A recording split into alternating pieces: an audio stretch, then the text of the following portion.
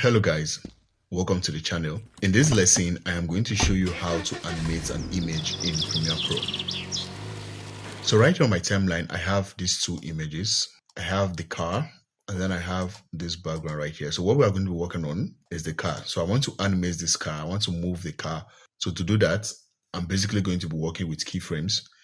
So with the car selected on the timeline, I'm going to head over to the motion effects. Within motion effects, I have positions. So I'm going to add a keyframe to position.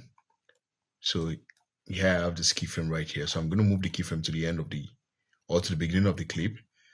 And then I'm going to move my playhead a little bit further into the clip and then add another keyframe.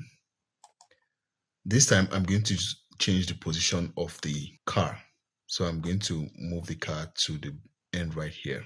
So after doing that, when I play this back, so that is it. That is basically how to animate in Premiere Pro. Now you can modify the speed of your animation by moving the keyframes apart. So if you want the animation to be slower, you're going to move the keyframe further. And then when you play this back, you see it's slower compared to the position it was earlier. Now when I move them closer,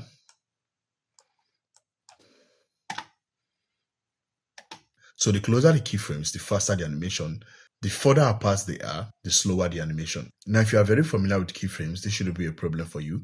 If you want to learn more about keyframes, I have a tutorial on how to use keyframes in Premiere Pro or how to keyframe in Premiere Pro. Now, that will give you a better understanding of keyframes.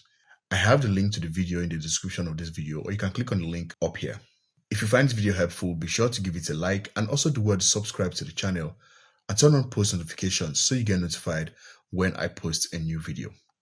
Thank you, and I'll see you on the next one. Bye.